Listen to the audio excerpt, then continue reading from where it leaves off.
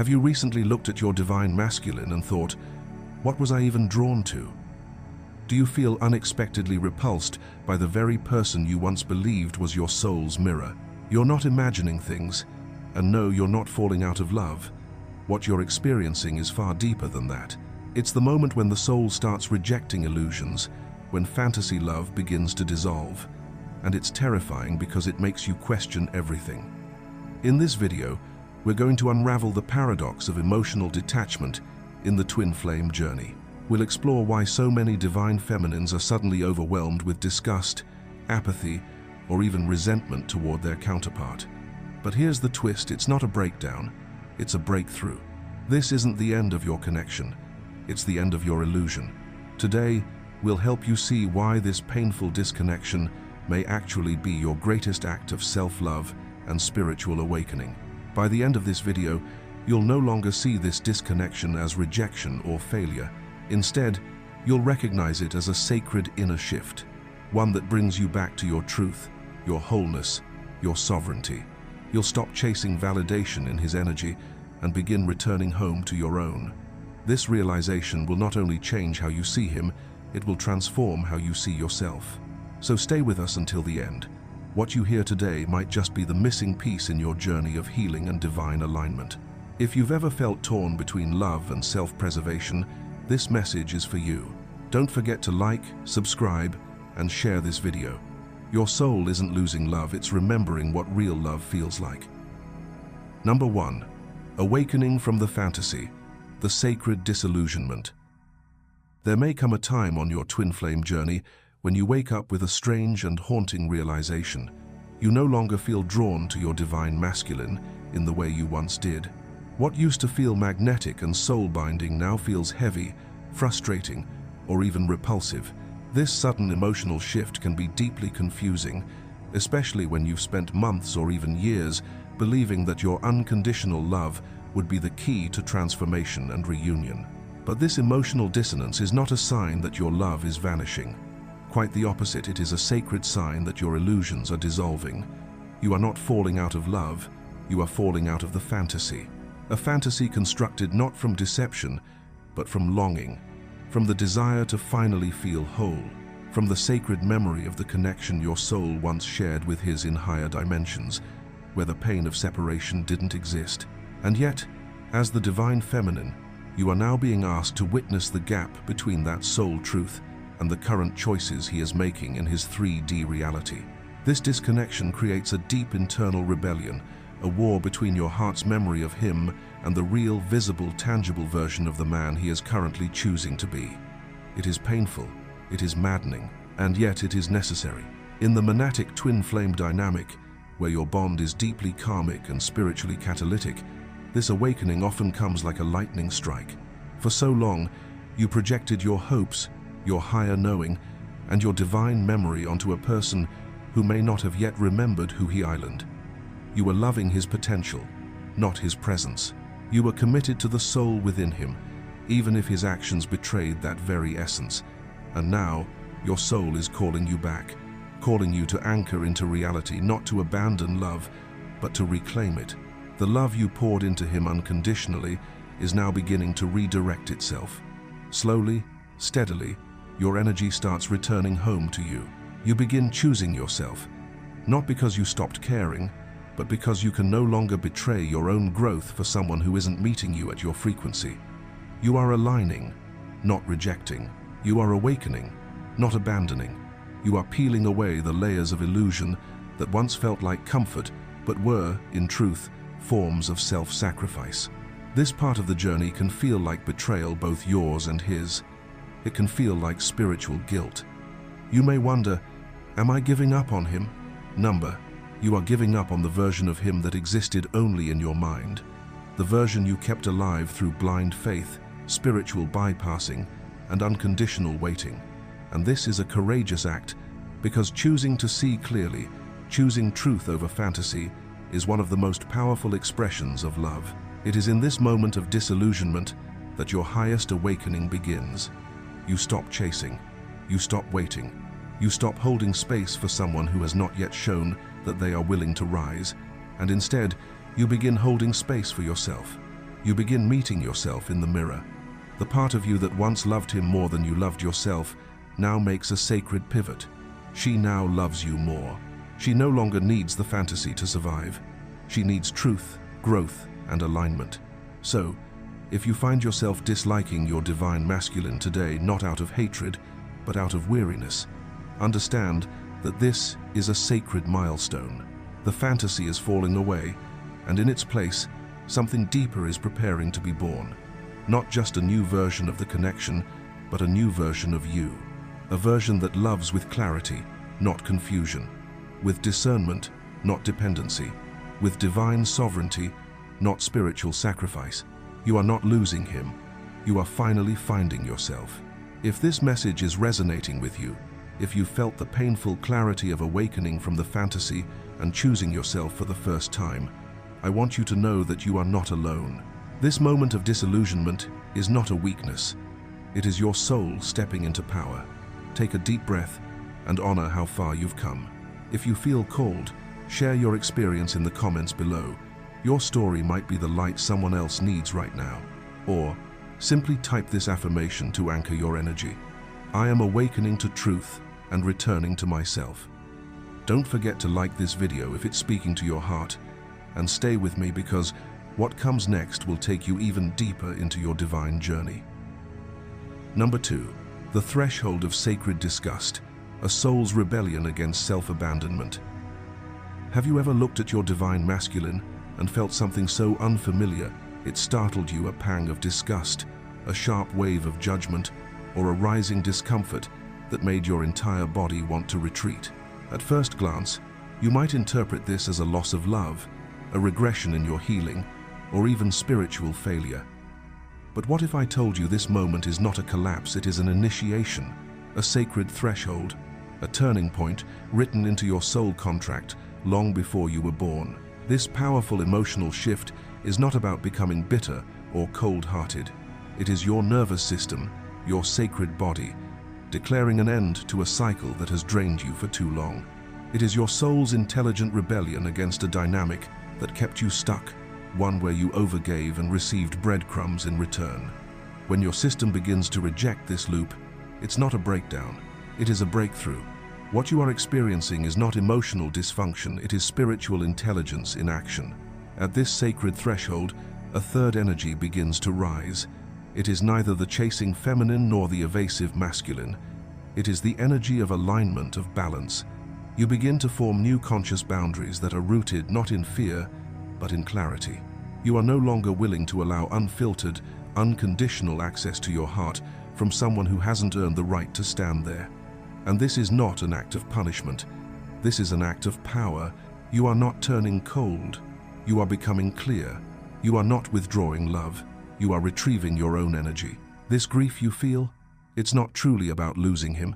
It's about finally releasing the version of you that tolerated emotional starvation and called it love. The part of you that once clung to hope, accepted illusions, and gave away sacred pieces of yourself in exchange for the promise of future transformation, that version is dissolving. And what remains is something breathtakingly real. The woman who is no longer willing to shrink, bend, or beg. This moment of sacred disgust is not the enemy of your journey.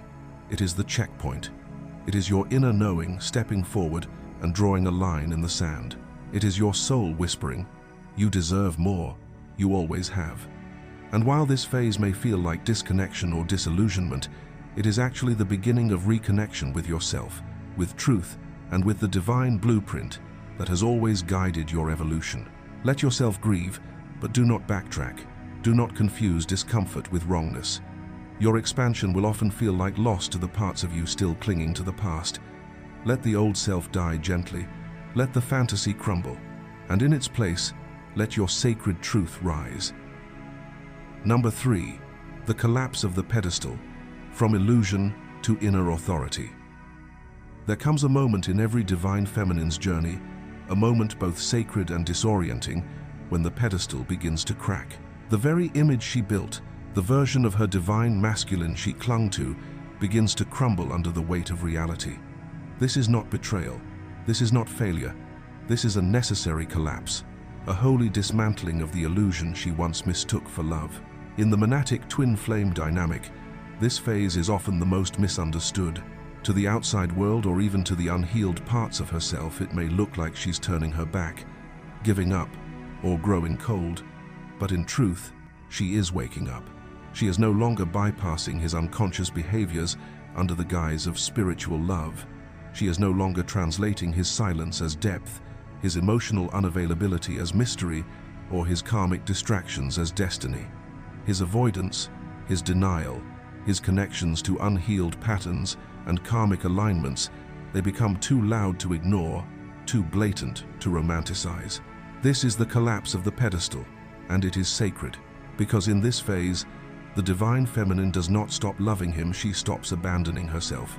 She begins to understand that her soul can hold unconditional love for him and still draw firm, unwavering boundaries in the 3D. She realizes that love does not require blindness, that spiritual connection does not excuse emotional harm, that being twin flames does not mean tolerating unconsciousness. The pedestal was never about him, it was about her hope, her projections, her longing to see the divine in someone who had not yet chosen to embody it.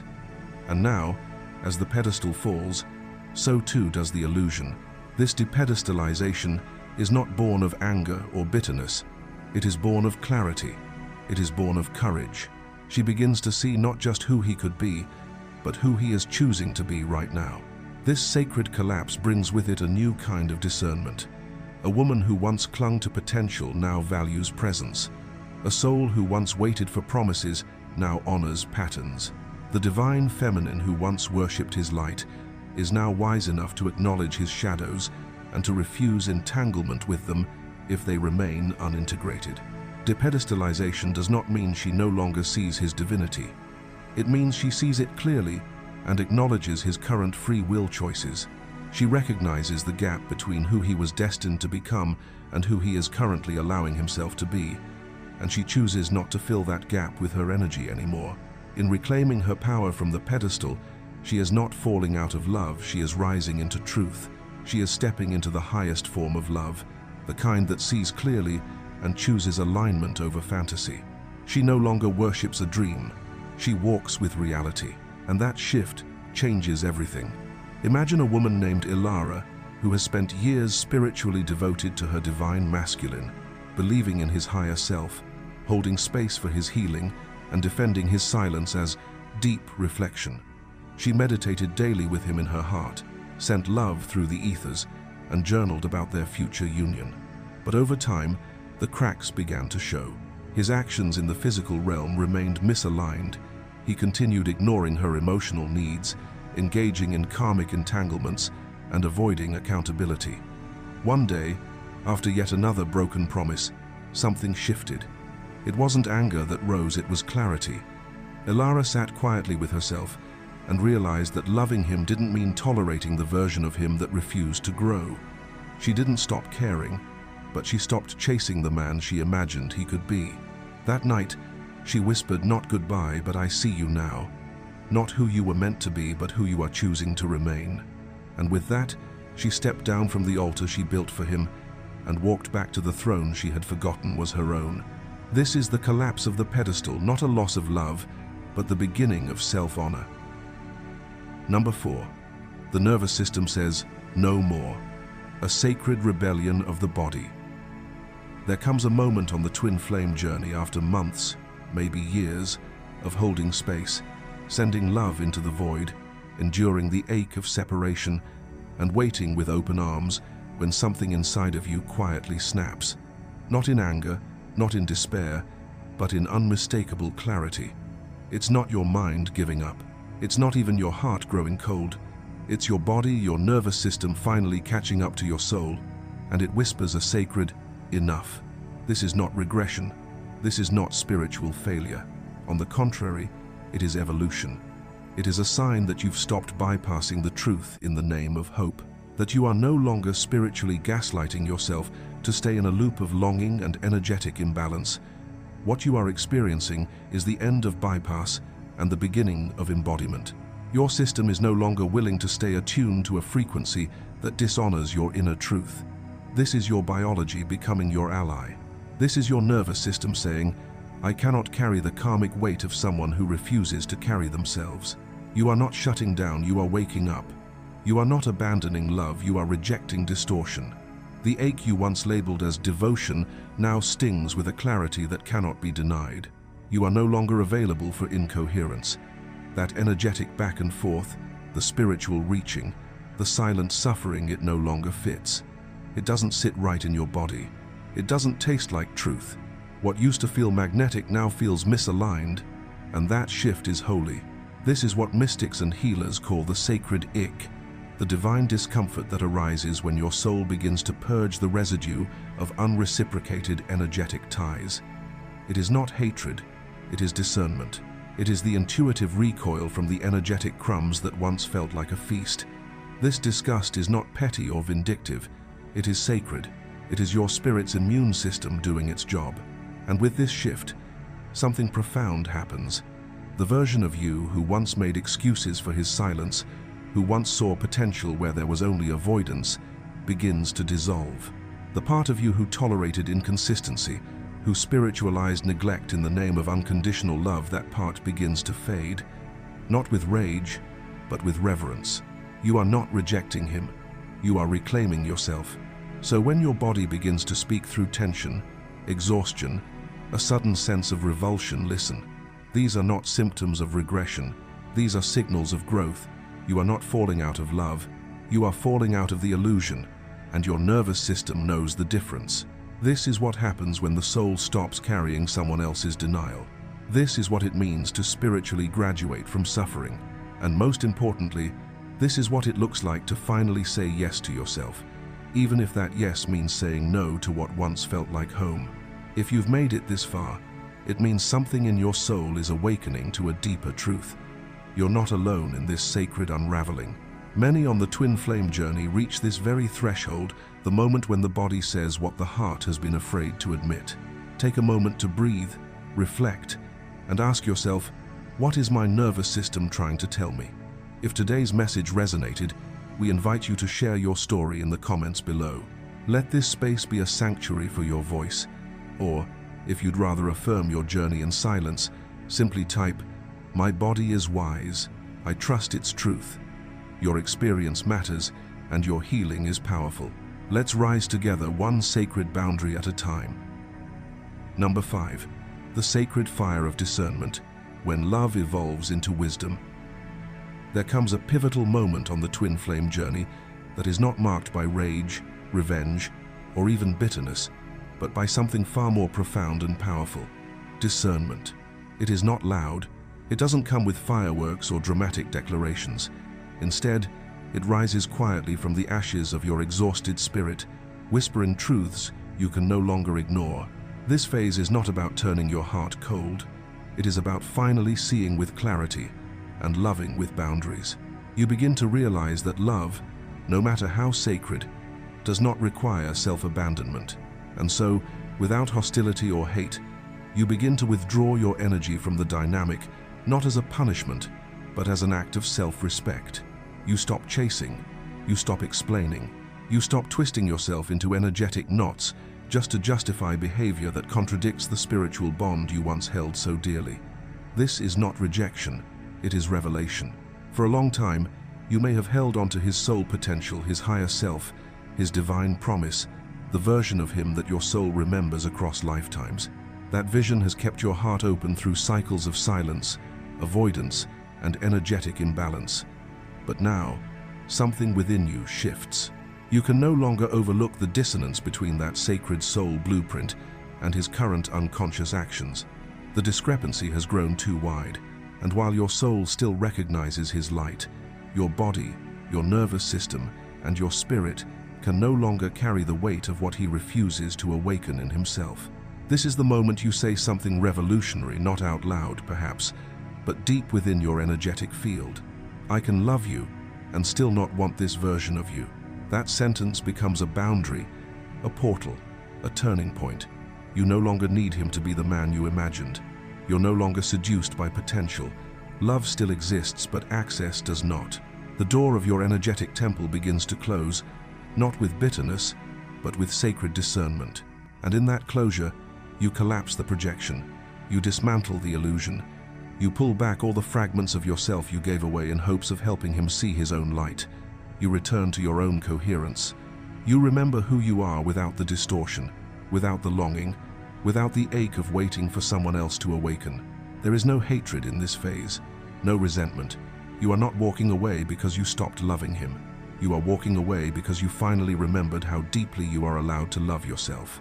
You are no longer willing to sacrifice your peace for connection, no longer willing to contort your energy to fit into a version of love that feels spiritually misaligned. This is the sacred fire of discernment, a flame that does not destroy, but purifies. It burns away illusion. It dissolves projection. It reveals the truth without needing to scream. And once you step into this fire, you are transformed. You emerge whole, empowered, radiant. You do not need him to change for you to find peace. You simply refuse to dim your light for someone who is still hiding from theirs. Let this be the reminder. Discernment is not the end of love, it is the evolution of love. It is how we honor both souls by allowing space for growth, truth, and divine timing. You can love him from afar and still choose to remain rooted in your own sacred alignment. That choice is not rejection, it is freedom. Number 6. The pre-union threshold, where love stops reaching and starts receiving. Many divine feminines misread this crucial phase as the end of their twin flame journey. The pain of emotional withdrawal, the silence echoing in the soul, the feeling of losing him not just physically, but energetically, can be overwhelming. But what if this isn't the ending at all?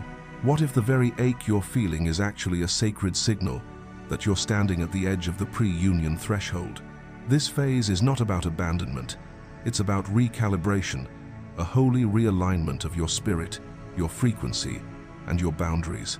You begin to detach, not out of anger or punishment, but because the version of you who once tolerated crumbs can no longer exist in the vibrational field you now occupy. You have outgrown the cycle of loving his shadow, waiting for his potential, and holding space for his unawakened self. You are no longer willing to lose pieces of yourself just to keep the illusion alive. In this moment, you stop loving the ghost of who he used to be, the soft whispers of old memories, the sacred visions of past lifetimes, the psychic fragments that kept you holding on. Instead, you bravely face the truth of who he is actively choosing to be now. You release the fantasy, you anchor into reality, and in doing so, you reclaim your energetic sovereignty. This emotional and spiritual detachment is not the death of your connection. It is the activation of divine polarity. It is the moment you shift from being the chaser to becoming the still center, the magnetic one, the embodied essence of sacred feminine power. Your energy stops leaking into the void of uncertainty. Your love becomes intentional, not sacrificial, precise, not performative. You revoke access not to his soul, but to the version of him that continues to reject his own healing. You draw a sacred line in the sand that says, "I will not meet you in distortion. I will meet you only in truth." And that boundary, spoken from the vibration of self-love, becomes a vibrational invitation for either true union or divine release. And here's the paradox that so few understand. It is your stillness, not your effort, that draws him in. When you stop chasing, when your energy stops striving to be seen, fixed, or chosen, something extraordinary happens. The polarity reverses. The masculine feels the absence not just of your presence, but of your life force, your unconditional grace. And in that space, he must now choose to rise or remain behind. This is the sacred threshold. You stand here not in despair, but in power. You do not beg, you do not plead, and you do not perform. You simply hold, you simply are. In your presence, you become the lighthouse, not the lifeboat. So no, this is not the end. It is the most powerful beginning. A turning point where your detachment either activates his awakening or clears the path for your alignment with a higher timeline. Either way, you win because you are no longer choosing from fear, but from sovereignty. Number 7. The neutrality that sets you free, choosing peace over projection. So what happens now after the fire of discernment, after the sacred threshold, after the silent surrender? Now comes the space, the holy stillness, the sacred neutrality.